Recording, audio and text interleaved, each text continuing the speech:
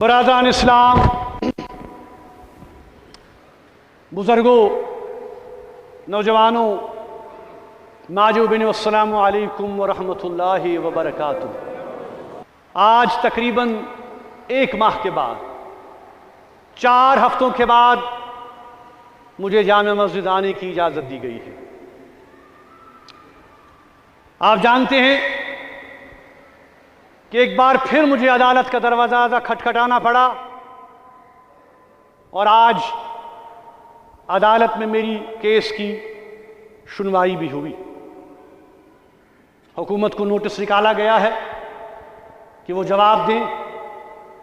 ہمیں افسوس اس بات کا ہے کہ کتنے کھٹائی کے ساتھ غلط بیانی اور جھوٹ بولا جا رہا ہے۔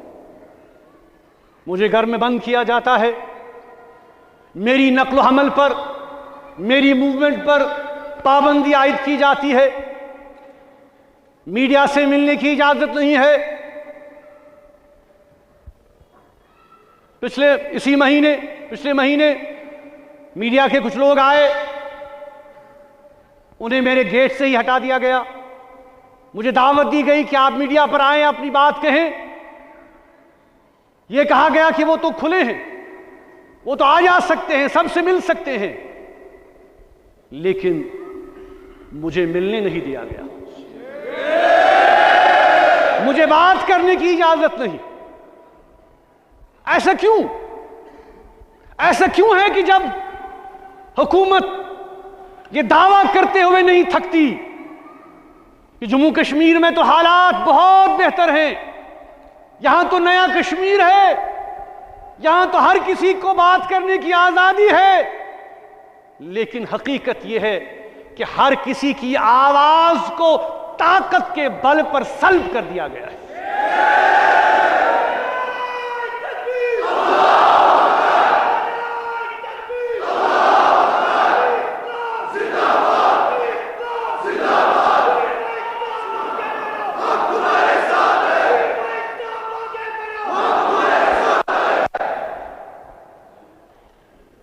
میری آواز ہی نہیں، جو حق کی بات کہنا چاہتا ہے ان کی آواز کو دبایا جا رہا ہے۔ لوگ ڈرے ہوئے ہیں، خائف ہیں۔ پچھلے مہینے پورے ہندوستان کا میڈیا کشمیر میں آیا الیکشن کو کور کرنے کے لیے۔ آپ نے دیکھا، کچھ میڈیا کے افراد نے دکھایا بھی، سوشل میڈیا پر، باقی چینلوں پر کوئی بات نہیں کر رہا تھا۔ ہر کوئی ڈرا ہوا ہے، ہر کوئی خائف ہے کہ اگر ہم بات کریں گے تو پتہ نہیں کیا ہوگا۔ شام کو ایجنسی آئیں گی، پولیس آئے گی، اس لیے لوگ خاموش۔ لیکن یہ جو خاموشی عوام کی ہے، یہ جو خاموشی لوگوں کی ہے، یہ ایگریمنٹ نہیں ہے۔ کچھ میڈیا کے افراد نے جب مجھ سے ملنے کی اجازت نہیں دی گئی ان کو، تو میں نے ای میل کے ذریعے، ٹیلی فون کے ذریعے انٹرویو 2-3 دیے، میڈیا میں وہ بات آئی۔ مگر افسوس کی بات یہ بھی ہے نا کہ ہمارا جو یہاں اپنا میڈیا ہے، جو یہاں اپنے ہمارے اخبارات ہیں، چاہے اردو کے ہوں، چاہے کشمیری کے ہوں، وہ بھی ہماری بات نہیں چھپا۔ وہ تو سرکار کے ترجمان ہیں، وہ تو سرکاری بلیٹن چھپاتے ہیں۔ میں سمجھ سکتا ہوں ان پر دھونس ہے، دباؤ ہے، ہمارے پریس نوٹ، ہماری باتیں، ہمارا نقطۂ نظر نہیں آ رہا ہے۔ لیکن میں یہ بات کہنا چاہتا ہوں کہ آج کے دور میں سچائی چھپ نہیں سکتی، حقائق چھپ نہیں سکتے۔ کل ہی آپ نے دیکھا کہ امریکہ کے ادارے نے USCIRF، جو کہ United States centre for regional religious freedom جو ہے، جو کہ مذہبی آزادی کی بات کرتا ہے، کل ہی انہوں نے یہ کہا، ہمارے حوالے سے بھی بات کی کہ مذہبی رہنماؤں کو بند کیا جاتا ہے، سیاسی لوگوں کو بند کیا جاتا ہے، مذہبی آزادی سلب کر لی جاتی ہے، مذہبی مقامات بند کر دیے جاتے ہیں۔ جامع مسجد بار بار بند کی جاتی ہے، عید کی نماز نہیں، شب قدر نہیں، جمعۃ الوداع نہیں. یہ ہمارے مذہبی حقوق پر شب خون نہیں تو اور کیا ہے؟ کیا کشمیر کے لوگ اپنا بھرپور تعاون نہیں دیتے؟ جب ہمارے ٹورسٹ یہاں آتے ہیں، جب یہاں ہمارے ہندو برادری کے لوگ آتے ہیں، جب یہاں یاتری آتے ہیں، جب یہاں امرناتھ کے ہمارے مہمان آتے ہیں، کیا ہم انہیں تعاون نہیں دیتے؟ ہم انہیں پورا سپورٹ نہیں دیتے؟ اور ہمیں اس بات کا فخر ہے. لیکن ایک طرف سے حکومت آپ دیکھیے کہ پوری انتظامیہ، پوری گورنمنٹ، پوری ایڈمنسٹریشن اس کی طرف لگتی ہے، لیکن جب ہمارے مذہبی دن ہوتے ہیں جامع مسجد مقفل کر دی جاتی ہے، عیدگاہ بند کر دیا جاتا ہے.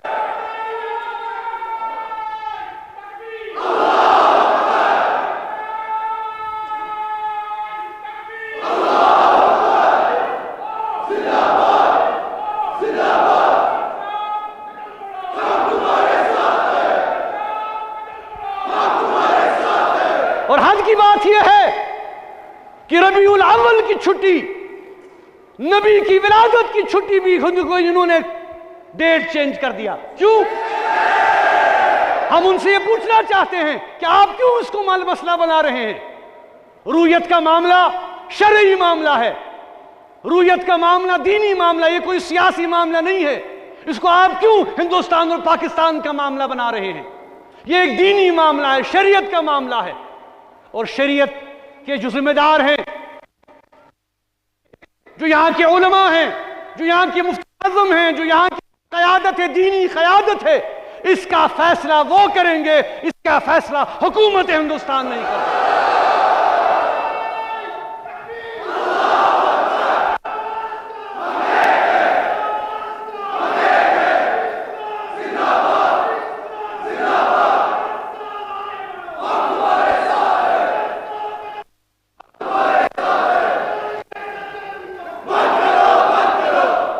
اس لیے ہم یہ سوال پوچھنا چاہتے ہیں کہ آخرکار جموں کشمیر میں یہ ہو کیا رہا ہے؟ جموں کشمیر ایک مسلم اکثریت ریاست ہے، جہاں کے عوام کے مذہبی حقوق، جہاں کے عوام کے انسانی حقوق، جہاں کے عوام کے سیاسی حقوق طاقت کے بل پر سلب کر لیے جا رہے ہیں. ہم یہ پوچھنا چاہتے ہیں، لیکن سچائی جھوٹ سے چھپ نہیں سکتی. کل ہی FDH ایک اور ادارہ ہے، ان کی بہت تفصیلی رپورٹ آئی ہے جموں کشمیر کے حالات کے حوالے سے، سیاسی قیدیوں کے حوالے سے. انشاءاللہ اس پر تفصیل کے ساتھ میں اگلے جمعہ کو بات کروں گا کہ انہوں نے کیا کہا ہے کہ جموں کشمیر میں کیا ہو رہا ہے. دوستو، بزرگوں، نوجوانوں، میں آپ کے توسط سے یہ بات حکومت کے ایوانوں تک پہنچانا چاہتا ہوں. کیا کہ جموں کشمیر کی قیادت، حریت پسند قیادت کی میں بات کر رہا ہوں، خاص کر بحیثیت میروائز یہ منصب جامع مسجد کا منبر و محراب اس بات کا گواہ ہے کہ ہم نے ہمیشہ جموں کشمیر کے مسئلے کے حوالے سے پرامن حل کی بات کی. ہم نے ہمیشہ یہ بات کہی کہ ہم جنگ و جدل نہیں چاہتے. ہم نے ہمیشہ یہ بات کہی کہ ہم مسائل کا حل گفت و شنید سے چاہتے ہیں، ڈائیلاگ سے چاہتے ہیں، بات چیت سے چاہتے ہیں. لیکن ہماری بات کو ہمیشہ نظر انداز کر دیا جاتا ہے. حریت کانفرنس کہ عوام کا ایک نمائندہ پلیٹ فارم ہے. یہ ٹھیک ہے کہ 2019 کے بعد جو یلغار یہاں کی قیادت کے حوالے سے کی گئی، جیلوں میں بند کر دیا گیا، PSA کے تحت، UAPA کے تحت نظر بندیاں، جیل، ہمارے دفتر لے لیے گئے، ہمارے ورکروں کو ہراساں کیا گیا، پولیٹیکل ایکٹیویٹی کو بند کیا گیا. یہ ٹھیک ہے کہ تنظیمی طور، یہ ٹھیک ہے کہ آرگنائزیشنل لیول پر حریت کا ڈھانچہ بکھرا ہوا ہے، شیرازہ بکھرا ہوا ہے، مگر میں یہ بات دعوے کے ساتھ کہتا ہوں کہ جہاں تک جذبات کی بات ہے، لوگوں کے احساسات کی بات ہے، حریت کانفرنس آج بھی لوگوں کے جذبات کی ترجمہ نہیں کرتی. میں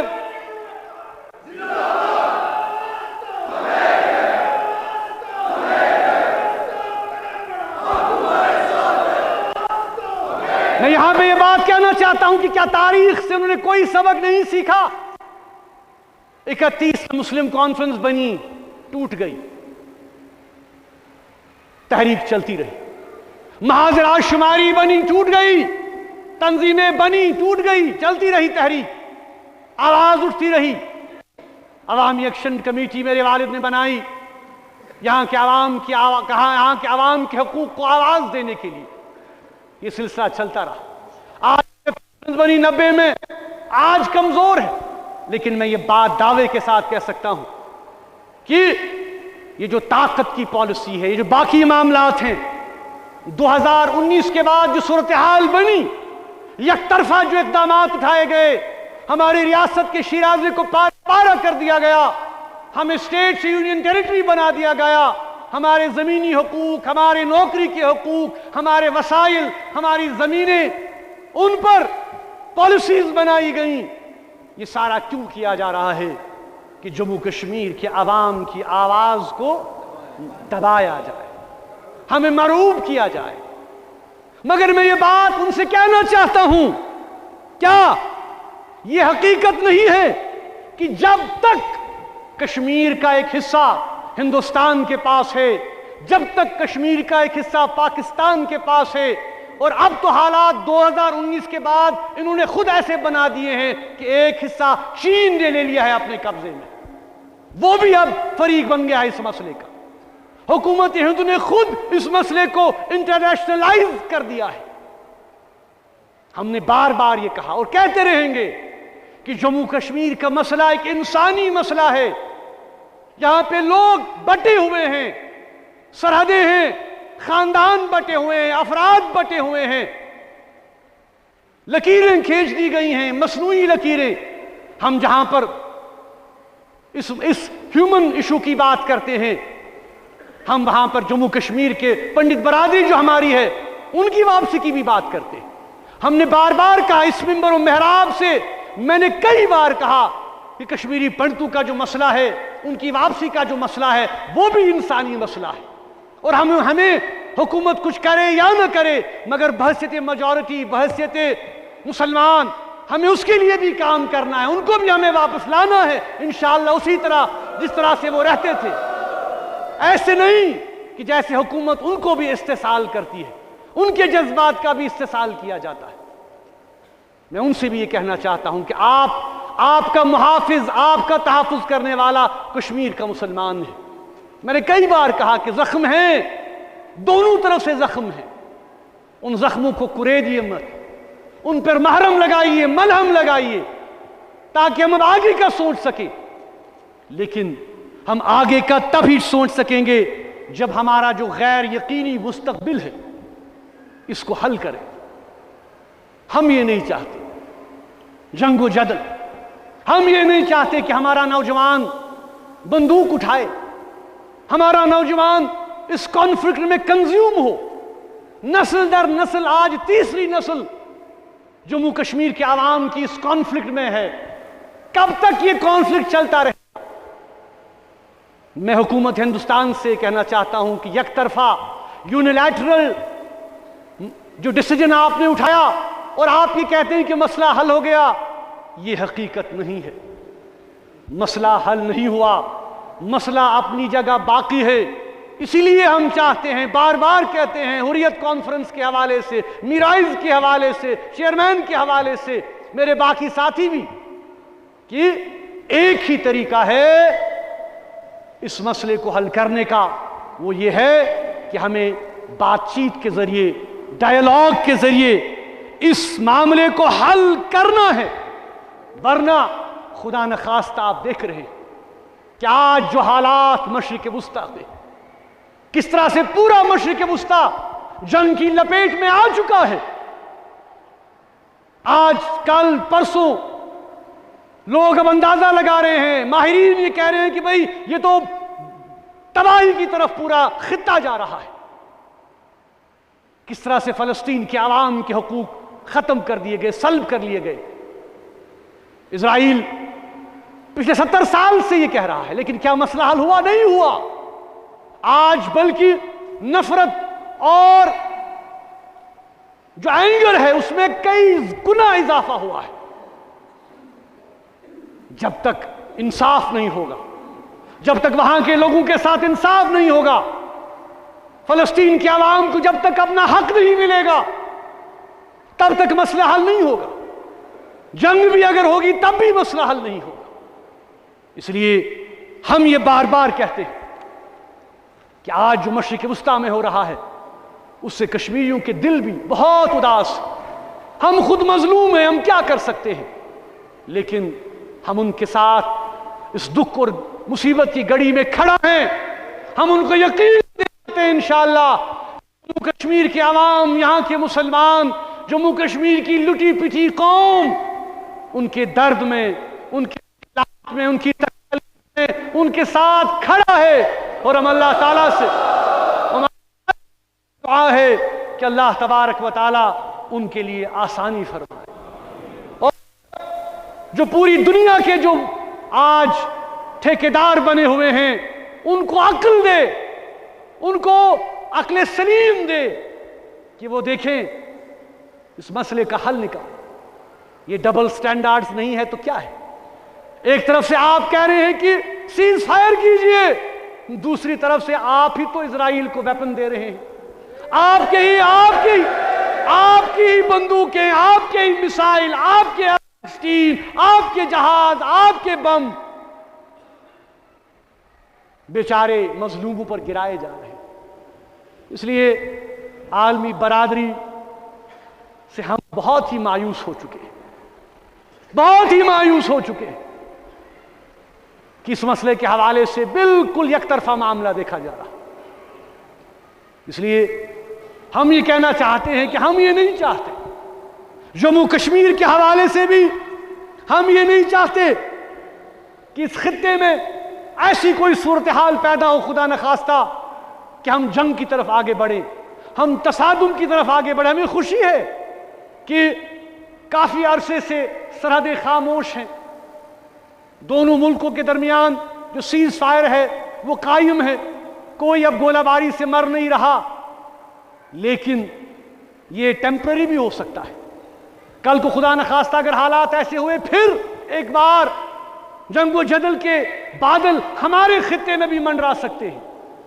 اس لیے بہتر اور افضل ہے کہ ہندوستان کی قیادت، ہندوستان کی جو اس وقت لیڈرشپ ہے، خاص کر میں حکومت کی بات کروں گا، جو بھارتیہ جنتا پارٹی کی حکومت ہے، وہ اس حوالے سے حقیقت پسندانہ اپروچ اڈاپٹ کرے اور اس بات کو تسلیم کرے کہ ہمیں اس مسئلے کا حل نکالنا ہے، بات چیت کرنی ہے۔